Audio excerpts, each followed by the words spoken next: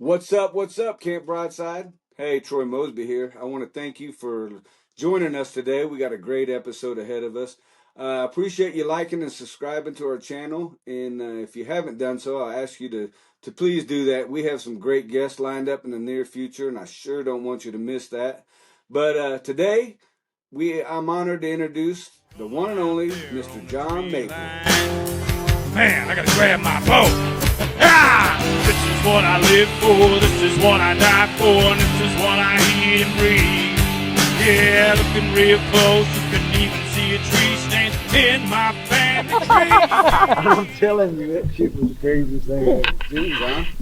What's How up? you What's doing? up? Thanks for hanging out with us, man. I met John in the Saddle Cartel group, which is a great group to be in. If you're not in it, then I highly suggest you go check it out because it's a good group.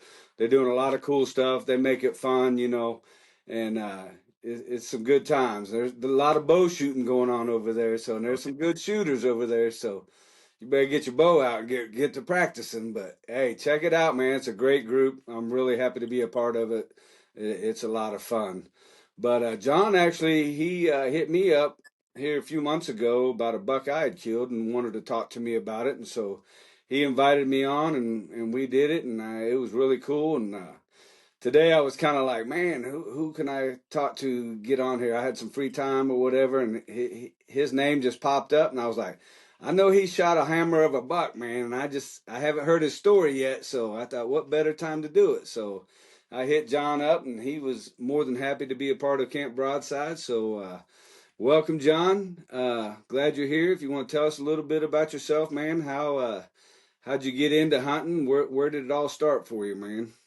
Well, Troy, I do appreciate you having me on. Big fan of yours. I mean, you and I've established a pretty good relationship here in the last several months. I'm happy to see what you're doing with Camp Broadside and the camo pattern that you got coming out.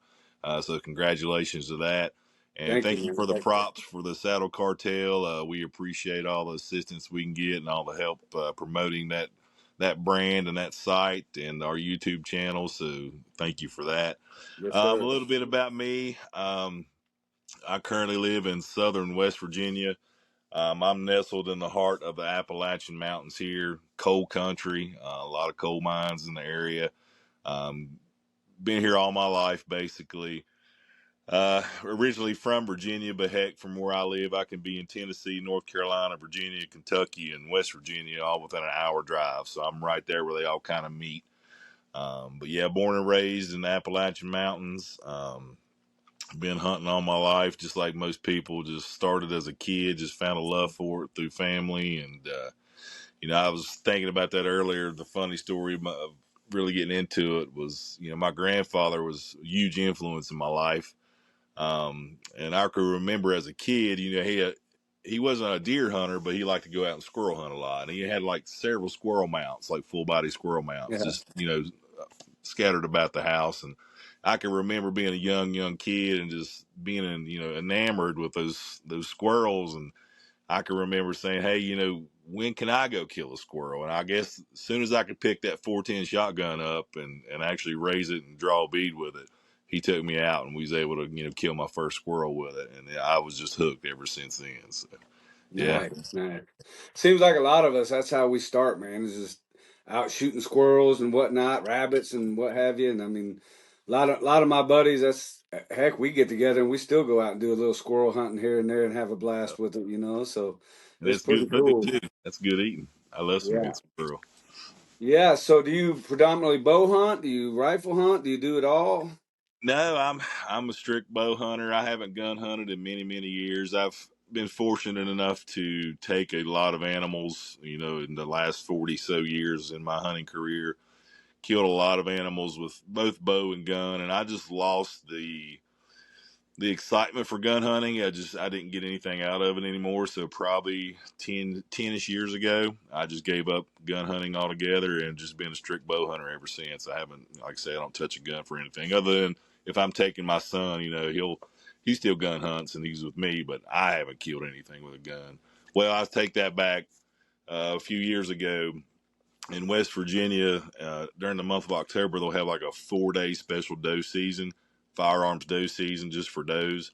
And a Yeah. good friend of mine had a 100-year-old 30-30 Winchester, iron Wow. sights, no scope, and he's like, "Let's go kill a doe with this gun just to kind of celebrate the 100-year anniversary of this thing." I was like, "All right, let's go do it." So he and I took it out and each killed a doe. We sat in the blind together and filmed that. But besides that, yeah, I'm a strict bow hunter. Hey, that's super cool though. That's something special there with that 100-year-old Winchester. Yeah, man, that was. He's like, yeah, it was a gun that was passed down to him, and he wanted to kind of memorize that a little bit with that hunt. And I was like, absolutely, let's do it. So that was pretty Yeah. cool.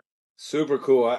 Speaking of passing down, I don't have nothing like that from my grandparents. Honestly, I don't even know if my grandpa was a hunter of any sort, Yeah, because I got into it through my stepdad. And but I always thought, how cool would it be to have one of the, a gun from my grandpa or something, that got passed down through the years. So I literally have built. I call it my squirrel slayer. It's a 22. I mean, it's a beautiful, beautiful gun, and I built it solely with the intentions of passing it down to my grandchildren. yeah, And I wanted it so beautiful that they would argue about it. You know what I mean? Like, I want it. And I don't know if that'll happen, but that's what's happening in my head. I like it. Yeah, Yeah, it's kind of cool. But so obviously you help run Saddle Cartel page, so I'm assuming you're a straight up saddle hunter.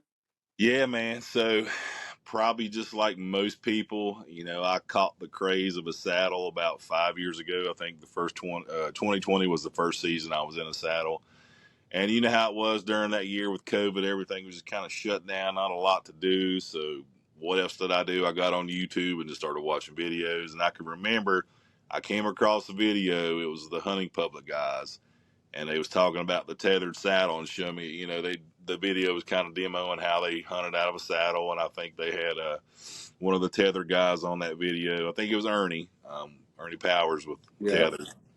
And I watched that and I'm like, what is this? I was like, I've got to try this thing out. So I started diving into it more, just watching more stuff. And it wasn't long after that I pulled the trigger and ordered me some equipment, and it was probably the April time frame when I ordered it, and I played with it all spring and summer. I mean, man, so I started off one sticking right out of the gate.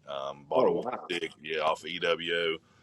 And I mean, I almost every day I was almost like a kid again, just finding something new. And just nearly every day I was out in the yard just making climbs, shooting my bow out of it. Then I got to the point where I would wait until dark and do it with a headlamp on so I could get used to the routine of climbing in the Yeah. dark, and just got really proficient with it, felt really comfortable with it, really safe with it. And yeah, it took off from there. Shortly, probably in that same time frame was when the Saddle Cartel was founded. It was founded by Trey Baxter out in Oklahoma, and it started off as just a Facebook group of a few hundred people. And then Trey and I was fortunate enough to develop a relationship through that after I joined the page and become really good friends. And then he brought me on to help administer the page.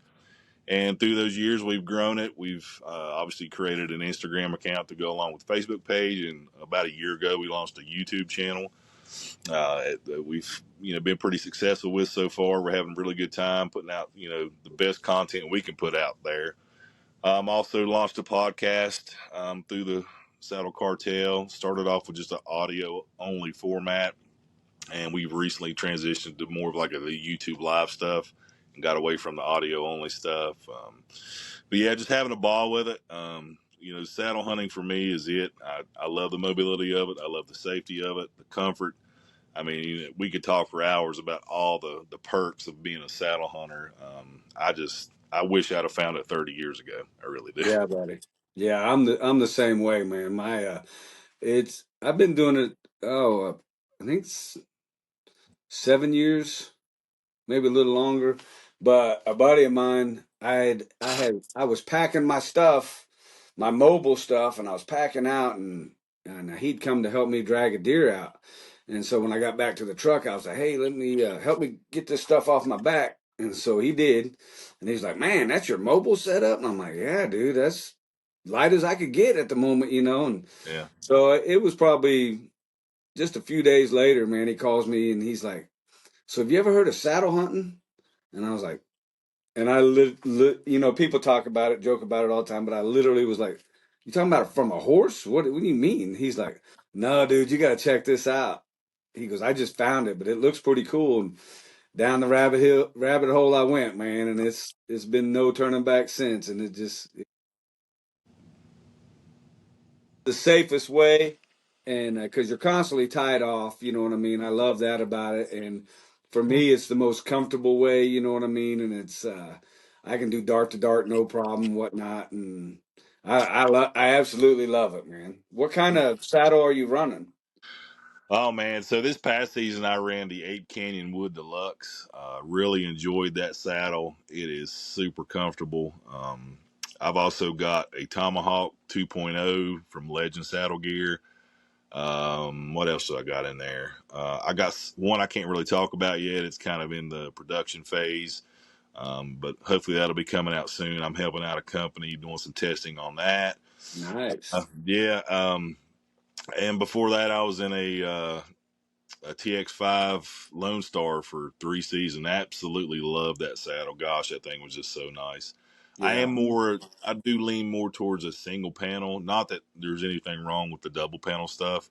But for me, I just, especially that wood saddle with that expanded pleat, I just found it to be super comfortable. And, that's probably where I'll stay is in the single panel realm. But, if I find a double panel that works for me, I'm not opposed. And I'm not, attached to any one company or any one brand. I like supporting all of them. If I could, if I'd wear one different every day if I had the ability to do that, but I just love them Yeah. all. But yeah, Yeah. that's what I'm There, here.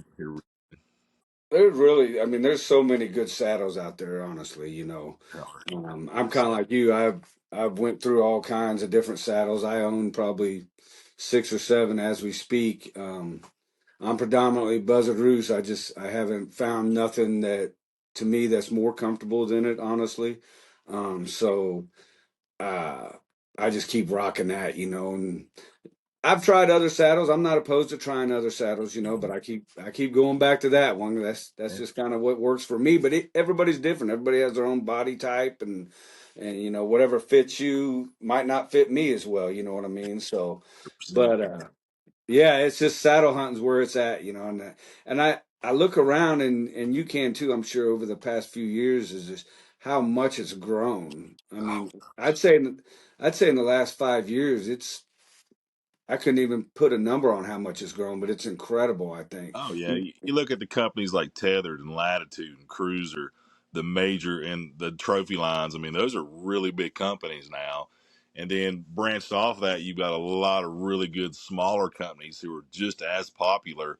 Um, yeah, I probably like most people when it kind of hit there and got really crazy in the 2020 21 time frame, probably thought it would kind of fade away, but I think it's just gotten is more and more popular. I don't see it going anywhere. And I credit people like Levi Morgan, when he's filming his hunts and what a huge following he has, and he's doing it out of a saddle. When guys like that are promoting the saddle niche, I mean, it's going to take off. You know what I mean? Because a lot of people copy and paste the Levi Morgans of the world or the Cam Hayneses or whoever. So when you see guys like those, fellas in there wearing them, yeah, it's going to go somewhere. So I don't see it going anywhere. And honestly, I believe that when people find it to be really comfortable, really safe, they're like, yeah, this makes total sense, and it's so mobile. And I'm sure a lot of people deal with it, and I have too in the past. Is tree stands, yeah, they're great and they have a purpose, but they're heavy, they're not mobile, they have the potential to be stolen at any time. So your tree stand when you're saddle hunting is with you at all times. And Right. there's probably not many trees out there that you can't figure out a way to get up in. So Yep. you're not limited to a certain tree size or whatever. You can hunt those areas where the trees aren't the limits anymore. I can remember like being like, man, I would love to hunt this ridge or that bottom or whatever, but there's no good trees for my tree stand. Well, I mean, heck, I've gotten trees with my saddle that's maybe 8 inches before. Yep. I'm not really in the cover so well, or I don't have the tree blocking me so well, but I can still find cover, my backdrops and things like that, and still hide effectively with those things. So yeah, the tree selections is huge. I mean, so many benefits to it, and it's just a great tool to have as a bow hunter. Yeah. Yeah, I agree 100%, man. It's crazy. Yeah. Well, the reason I wanted to talk to you today was I seen this picture of this hammer of a buck right here, Yeah. buddy. Yeah, man. Yeah, I thought, man, I know there's got to be some kind of story behind this guy. Yeah. So I thought we get you on here and let's hear this story, man. How this come about? So I'm fortunate enough to be on, some good hunting leases in southern West Virginia. For folks that don't know, there's 4 counties in southern West Virginia that are bow only counties. They have no firearm seasons whatsoever. So the benefit to that obviously is there's a lot of good deer down there, a lot of big deer down there, and they're not pressured as much or taken as much because there's no gun season. So southern West Virginia does offer that, and I hope I'm not giving away big secrets here. But Hold on, I need to write this yeah, down. Hold on one second. yeah. But yeah, I'm fortunate enough to be on some good hunting leases, some good property down there. And this past year, I had joined another lease that bordered 2 other leases I was on previously, and it was my first year on this place. So I've really taken advantage of the apps like Spartan Forge is the app that I use, and I kind of use that as a tool to kind of seek out terrain that I think will either funnel deer in, pinch deer down, or help provide me with a way to get in and out or what have you. But it's a really big tool that I've really learned how to take advantage of. So with this particular buck, I'd been eyeballing this place on the maps. Now the thing about the mountains of West Virginia is those mountains are straight up and down. I mean, sometimes you could be walking and the mountain's right in front of your face. I mean, it's really steep country. So a lot of the way guys hunt it is they either ride to the top on an ATV and hunt the ridge tops, or they hunt, the hollows down below. But this place, I really liked it because there was no access to it by ATV. The only way in there was a hike, and a good hike. And I'd found this spot, again, using the Spartan Forge, and it was basically 5 ridges, 5 big ridges, kind of funneled into a hub, almost like the hub of a bicycle wheel. And it was like almost like a bowl in there, maybe 100 yards by 100 yards. But I could just see this spot on the map. I'm thinking, if a good buck wants to transition from this ridge line to this ridge line as he's searching out does or establishing dominance, this is just a perfect funnel situation for a buck just to transition, ridge lines. And so I decided one morning, it was November 1st actually, never been in this spot in my life. I'd just seen it on the map because it was a tough place to get to. It was really on top of a mountain. But I get down there super early, probably 3:30 in the morning, because I do my best to take my time getting in so I don't get super hot and sweaty. But I knew I'd be sweaty in this instant. I mean, you're walking up a mountain. Anyway, I take off hiking, and it's about an hour, 15-hour, 20 hike to the top of this mountain. Get in there, I don't know, 30, 45 minutes before daylight breaks. Find a good tree, climb it, with my saddle. And man, it was kind of a misty, rainy morning. I had my rain jacket on. You couldn't really obviously hear anything because the ground was saturated with water. And like those drips of water just kind of killing the noise on everything. Yeah. And I was like 7:20. I mean, only been daylight 15 minutes. And sure enough, where I'd positioned myself was in that bowl. My wind was getting kind of sucked off the ridge down to a hollow below me. And I had a ridge coming from my right and one of the ridges coming from my left, then 2 other ridges behind me. And sure enough, man, 20 minutes later, after daylight, that booger comes walking off that one ridge system, getting ready to transition onto the one that I'm sitting on, right where it begins. I mean, he literally walked 5 yards under my stand. I could have spit on him. Dang. Yeah, man. So the funny thing, how it is with a saddle, you got your strong side, your weak side. First, he come to my weak side, so I picked my bow up and kind of got around the tree and got turned. And by the time I got ready to draw, he looked up, and I don't know if he caught movement or what. I'm like, oh, I just froze, like a statue. He kind of eyeballed me a few more times and then put his head back down and then walked straight under the tree I was in back to my strong side. So I had to pick back up over it. And he got to about 10 yards, man, and I just drew and gave him a little meh. And he stopped and looked back. I smoked him. I mean, he went 50 Motion. yards. Yeah, 50 yards, piled up. And I was, of course, I was tickled to death. I knew he was a good buck. And then I was like, oh my gosh, how am I going to get this thing off this mountain? So he ran, even though, because I was telling you, I was in that bowl system. He ran off the lip of that ridge. It wasn't 50 yards, but I mean, it was straight down into like this big, deep hollow. And I was like, I'm not dragging this 200-pound deer up a muddy, slick bank to the top of that ridge to go back the other way. So I had to drag him down completely, probably, I don't know, a good mile down the mountain through this big, deep hollow, completely into a new area. Luckily, where a highway comes out, and I'd called a guy that I knew was hunting in the area, and I was like, "Hey, I'm going to be coming out in about an hour and a half, 2 hours with this buck. This is where I need you to just ride up and down the road till you see me going, help, help." But yeah, man, it was super cool. I mean, I really um, think that the e-scouting helped me with that, and just learning.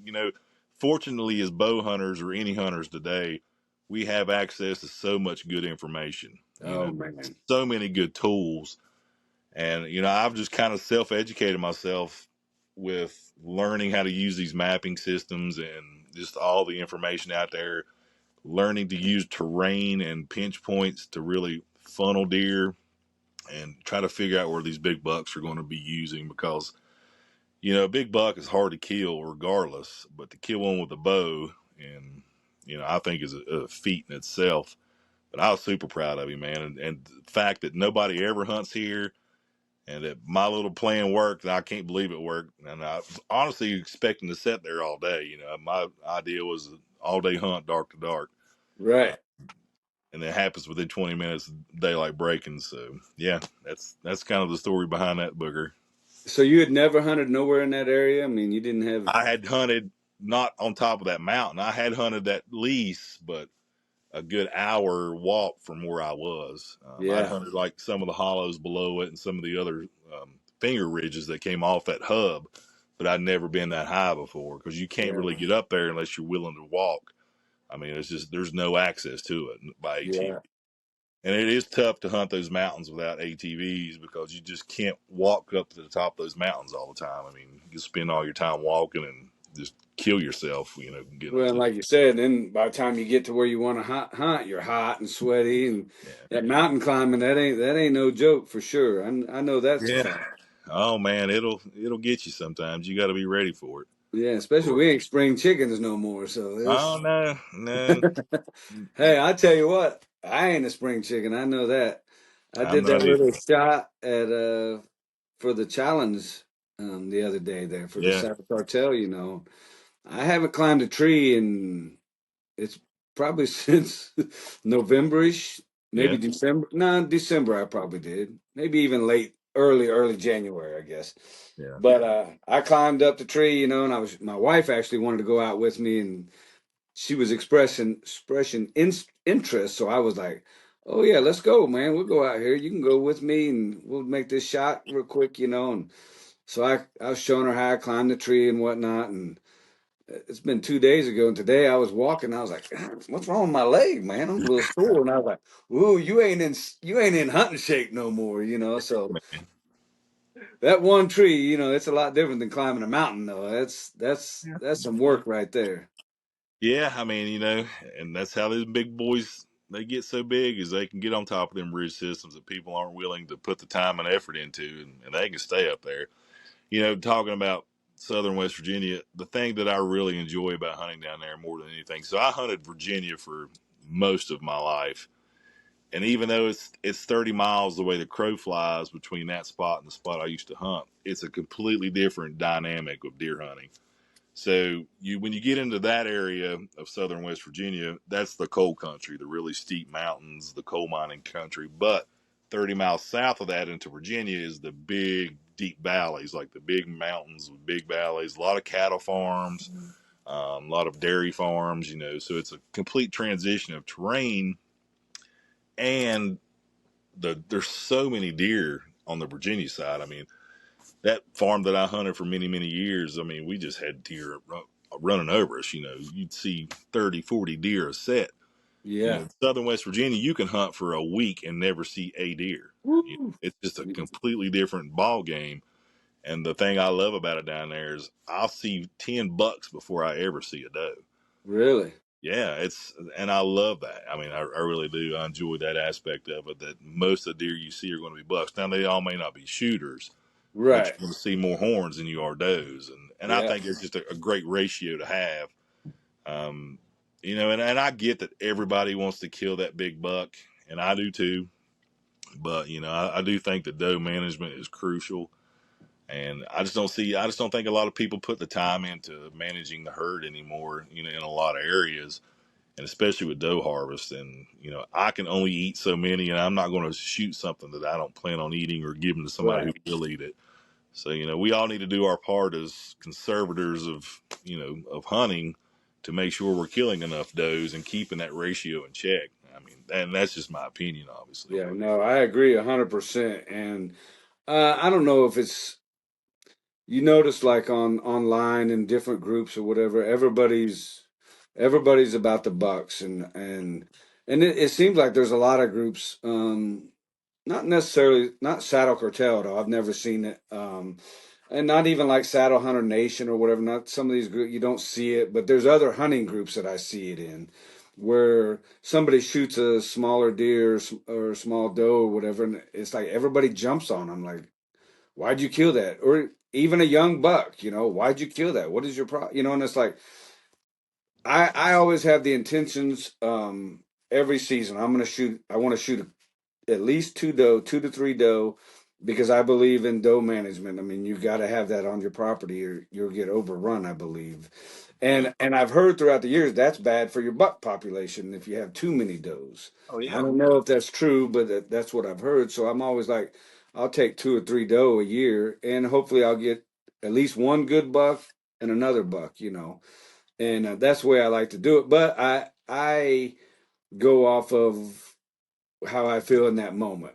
yeah, There's been decent deer come in, and I'm like, I'm gonna wait for something else, or I'll be like, oh, it's time. There's something about this deer. I want him. But yeah. I'm like you. I like doe management, and I like to eat doe. So Me too. Yeah, I think everybody should get a couple.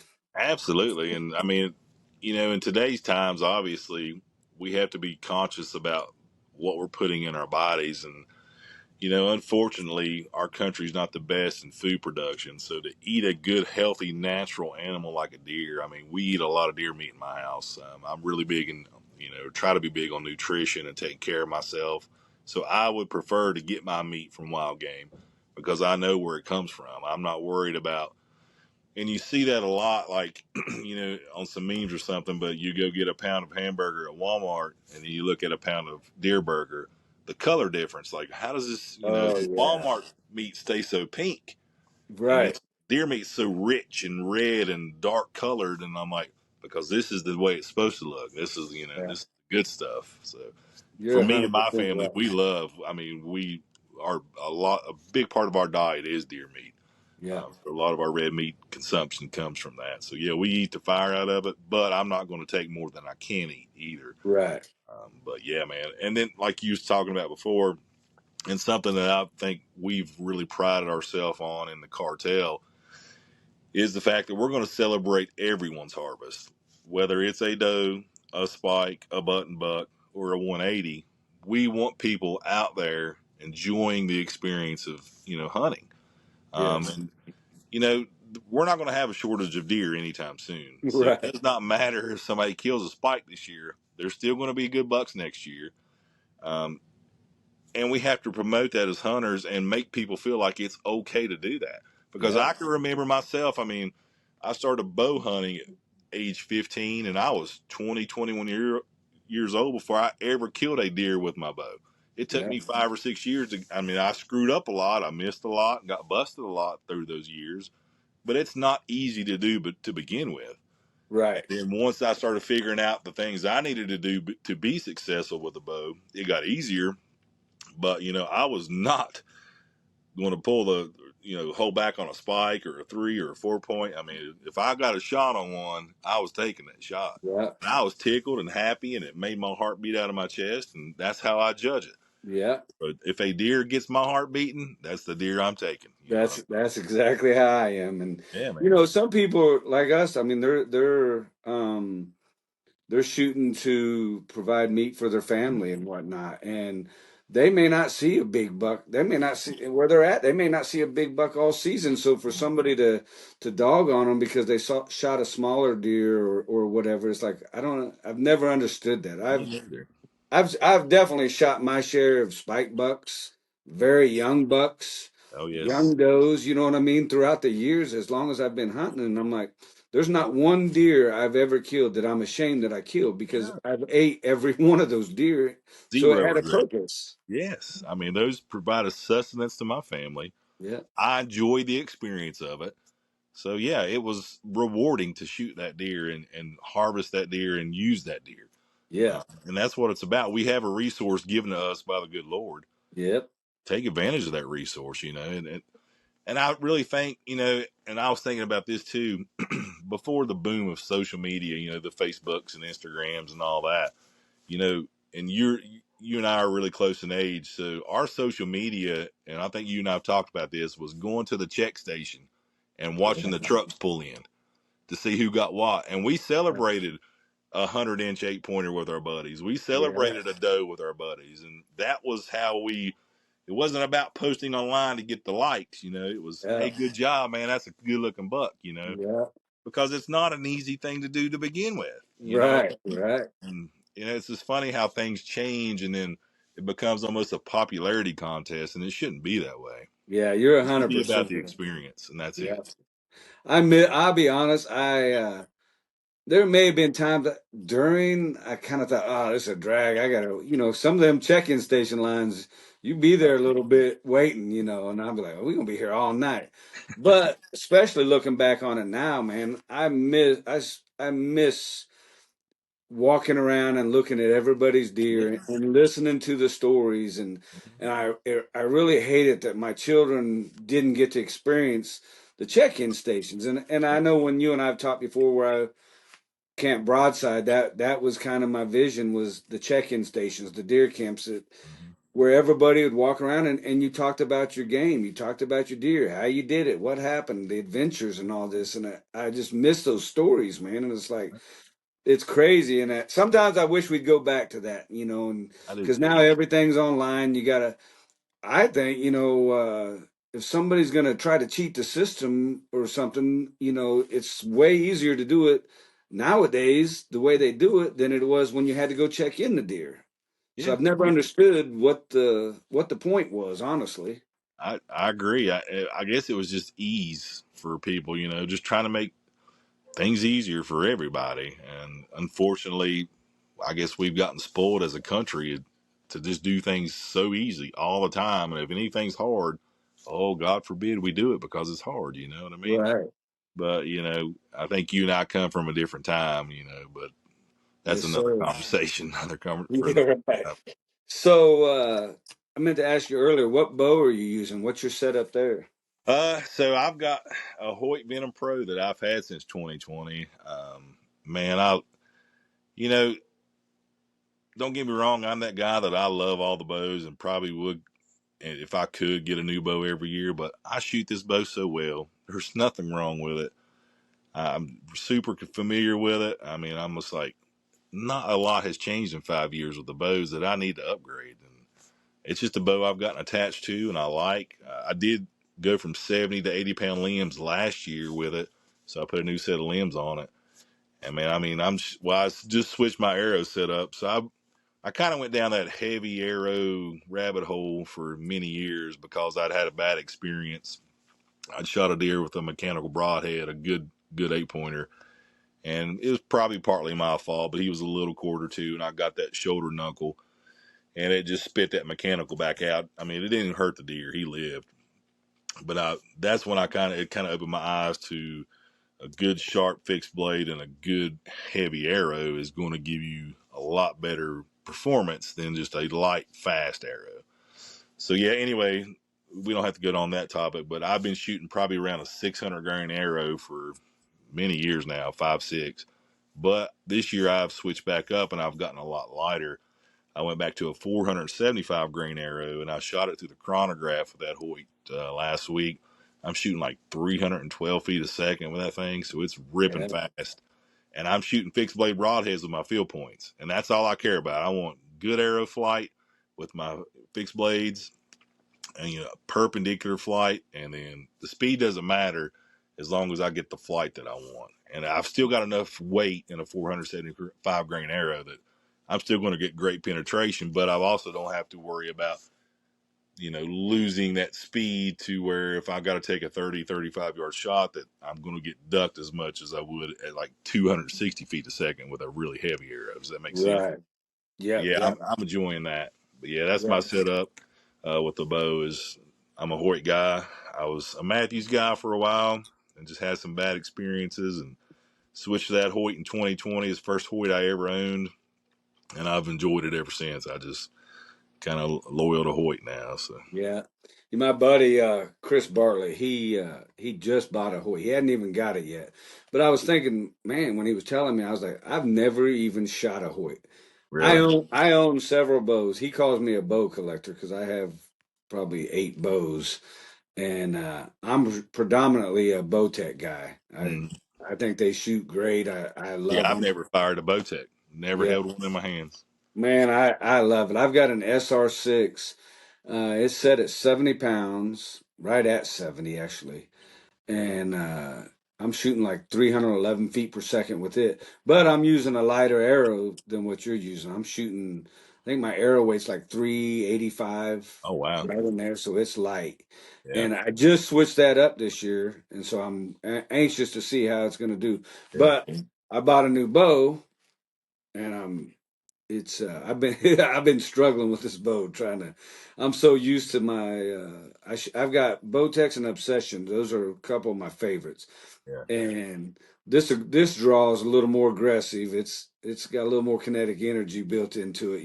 yeah, It's a beast. But I've been struggling on staying consistent, and so I've changed up my arrows. I've changed up my fletchings. I'm trying all kinds of different things, and because I'm gonna get her down. I'm gonna by season hopefully I'll be dialed in and ready to kill some stuff with it. But it's Oh, you an got plenty. APA. Have you ever heard that? Yeah, I've seen you shooting it on the some of Yeah. the posts you made, and of course I'm just a bow geek anyway. I'm watching every video, every arrow video, bow video, broadhead video that comes out on YouTube. I mean, I want to know about them all. I geek out on stuff like that. So yeah, I'm familiar with it. I've never fired one, but I've seen a lot of stuff on them. They look super cool. I mean, I tell you what, when I first drew that back, I was like, "Whoo, boy, man, that's telling a couple of my buddies. I said that's a man bow. yeah, You're pulling that back. Now once you get back, I mean, it's great. Well, now I've had it. I don't know, about 3 months now. Now I can pull it back. It's no problem. When I first got it, I bumped it down. I went down to like 63 pounds because I was like, I can't even stand here and just target shoot for a little bit with it, yeah, to get better with it. And now I'm back up to 70 pounds. And so, and I'm enjoying it. I really like the bow and I know I'll get consistent with it, but I practice a lot. So I yeah. actually, bow shooting contest there Sunday when I went out and shot, I took it out and thought I want to make sure it's on because I've changed sights and whatnot. So I went out in my backyard and I shot. When I pulled back, my D loop broke. Oh, Arrow went. I don't even know where the arrow went. One of my fancy arrows, it's gone. I don't know where it's oh at. god, So I was pretty disappointed. And then I'm like, man, I got to do this shoot today. oh man, Trey set that time limit. I got to get out here and shoot. yeah, And so I had to break out one of my bow techs, but I was glad to have a backup then. sure, So, heck but yeah, yeah, Matthews, I shot one. I've shot a couple actually. I've had them, and then I just always go back to Bowtech. But I've got a hankering. Like I said, I'm a bow junkie, so I'm sure I'll be buying another one. But I got a feeling my next one's going to be a Hoyt. I got yeah, to have one in my collection. I think.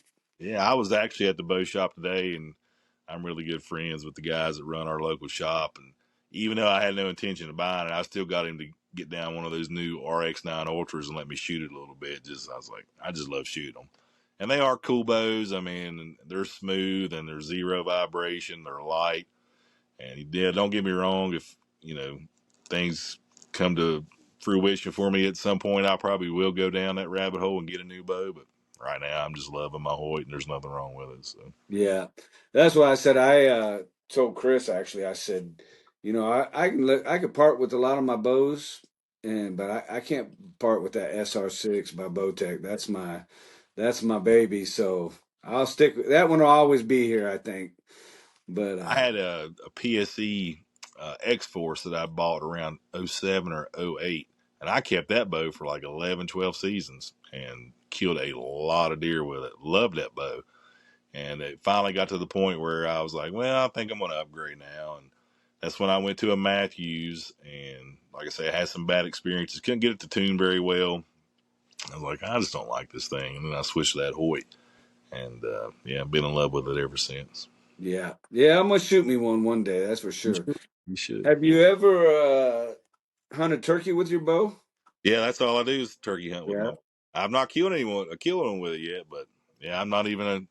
And everybody that that's in my little turkey hunting world are like, "You're so stupid. Why are you even doing this?"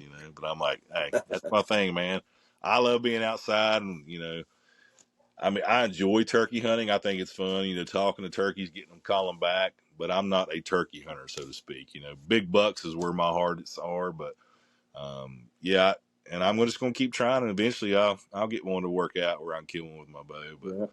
uh, yeah, I've never killed a turkey with a shotgun. I've never killed a turkey, so Yeah, I think I've got six, all with my bow, and I love it, man. yeah, I did think this year I was like, maybe I'll go out with a shotgun, and then I'm like, why are you gonna do that, man? I like shooting them with my bow, and yeah, I've had other people that they're like, you're like you said, they're like, why are you doing that, man? I'm like, I just love it. it's just fun. I like it because you're asking me why. That means it's a challenge. You know what I mean? If you got to ask why I'm doing it, then it's a challenge. So that's why I like it. I think, and 100%. I'm like you. I just love being outdoors. It don't I matter. do And too. if I I don't get care. something, it's great. If I don't, it's fine too. I've always used that place as my. I always call it church. Yep. I get a lot of getting right with God when I'm out there in the woods, and a lot of self reflection time, and Yep. changing. Making yourself better. I believe 100%. And I think everybody. I tell my kids, man, just go out in the woods. It ain't just about going out and killing something. It's about you being out there watching that sun come up or go down and watching the woods just come alive, man. It's crazy, dude, and it's so peaceful and you can I feel like I've solved so many of my own personal problems just by being there. Oh yeah. So, Have a lot of good conversations with God when it's really quiet in the woods, can't you? yes sir, yes Like sir. you said, it's not just about killing something. There's a lot of senses there. The smells, the things you see, the things you hear, the feelings, like those chill bumps. It's just a lot of experience coming at you at once, and you got to embrace all that. You know what I mean? Yeah, It's not just about going out and killing a animal. It's about experiencing, what God has created for us, and I enjoy that thoroughly. Like you said, 100%. it's my second church. I mean, whether I got a fishing pole in my hand, a bow in my hand, or I'm just walking in the woods to go walking in the woods. I just like being out there. It's just Yeah. be Definitely my favorite spot, man. 100%. Well, John, I really appreciate your story, man. That's a heck of a buck, buddy. Yeah, I was tickled with it, man. Yeah. He got my heart beating, that's for sure. Yeah, I like this picture here where you can really see how big that rack is. He's massive. He's good, man. Yeah, so and it was funny, he's a 7 pointer because on that one side is just a big fork with that little goofy brow tine. And I found out why that deer grew that way. So after we got him home and I skinned him out, there was um, a Grim Reaper mechanical broadhead just buried into his hip. Looked like it'd been there 2, 3, 4 years, just scarred over and gristled. And I guess just that injury was causing him to grow funky on that side. Yeah, because that's what I seen here was that Yeah. split. Yeah, he's just a big fork horn on that side with a little goofy brow tine on that side. But that other side's just like a beautiful 8 point side. Yeah. I But love them unique ones, man. yeah, man, I was tickled with him. I was like, oh, yeah, that's a no brainer. That deer's coming home with me today. So, Yeah, I like them unique ones. I actually, I got to go pick it up. The taxidermist has sent me pictures and said it's done, but I've got one. He's got split main beams, Oh, like, I've and I'm seen it. like, Yeah. I dude, can't that wait to get thing. back. When he come walking out, I was like, instantly, I knew you're going down today, buddy. At least Oh, I was hoping. heck yeah, man. That's a heck of a deer right there for sure. Thank you, man. Well, John, I appreciate you. Appreciate your time, man. Appreciate what you're doing in the Saddle Cartel there. I know you guys got some things coming up. Oh I yeah. know people go on, look, and check out. You guys got some men's health things coming up that I think that's going to be pretty cool. If you want to Yeah. say anything about that. Yeah, absolutely. So last year, the month of June is Men's Mental Health Awareness Month. And last year, through that month, we were able to raise over $5,000, and we raffled off a lot of equipment from a lot of generous sponsors. So every week we had a raffle going on. It was based around a saddle with a bunch of equipment to go around it, whether that was ropes, arrows, broadheads, just whatever. But every package was based around a saddle. And of course, we had a raffle every week. So, you could put in every week, or if there was one saddle you wanted to go after, whatever, but every cent of that money we raised, we donated to the Mighty Oaks Foundation. The Mighty Oaks is a Christian based organization that supports first responders and veterans, and they take them on hunts across the country, provide mental health counseling, things like that. So this year, we're doing it again. We've already got a lot of sponsors on board. We've already got the saddles covered and a lot of gear coming in to build around those saddle packages. And we hope to exceed that mark of 5,000 again. And, we're going to just choose another good organization to give that money to, because anything we can do to give back to our first responders, our veterans, and men's mental health, we want to do that. So it kind of shows the spirit of the community coming together to support a great cause. The Saddle Cartel does not take one red cent from that. And all the donations of the sponsors, giving us their equipment to raffle off is just says tremendous things about them as companies. So we can't be more humbled by all the support we get for that. So anybody that wants to, help support that, please join the Saddle Cartel Facebook page. You just search Saddle Cartel. You're going to have to answer a few membership questions. It is a private group, and answer the questions. We'll kind of vet you real quick, accept you into the cartel, and you can just see everything we do from there. We also have the YouTube page. Again, search Saddle Cartel.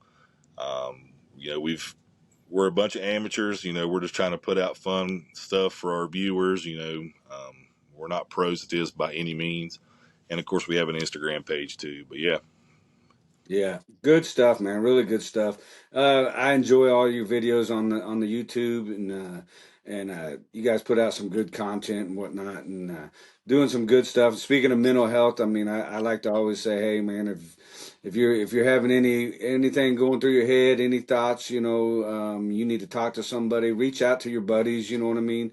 Reach out to somebody. Don't let it just keep beating you down and wearing you out.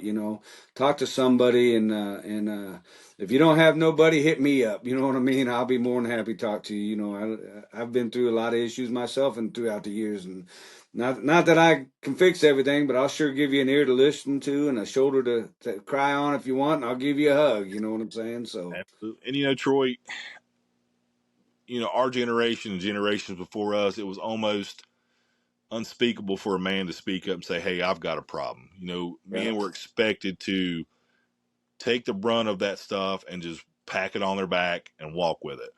But we don't have to do that. There is options today. There is people in place to help us, whether it's spiritual leaders, professional, counselors, good friends. I would say to folks, please don't think you're alone. Know that there's somebody out there that cares and will give you the help you need. Just ask for it. yeah, We're also going to be doing a T-shirt for the men's mental health campaign that we're going to sell, and all the money from those sales will go to the same organization that we decided to donate to. But I was thinking about a logo for that shirt this year, and I wanted to say on the front of the shirt that all epic journeys begin with the first step. So, if you're suffering from something, just take that first step towards help and go find it. yeah. Wise words, man. I appreciate it and appreciate you sharing them. Well. Thank you again, man. Appreciate your time. And like I Absolutely. said, I think what you guys are doing over there at the cartel, really good stuff, just like this, man. I mean, it's really cool to see grown men that care about one another and really wanting to support each other and help each other. And that's really cool stuff. So I Thank definitely you. appreciate that, man. Humbled, Um, humbled by that. Thank you. Hey, everybody, thanks for tuning in. I hope we were entertaining for you. I hope you enjoyed the show, and I thought it was a great story, man. And it's always nice to talk to John, and you'll see him around the Saddle Cartel. Get your butts over there and join the group, and we'll talk to you soon, man. All right. John, thank you, brother. I appreciate you, man. Yes, sir. Thank you, Troy. Have a great night, everyone.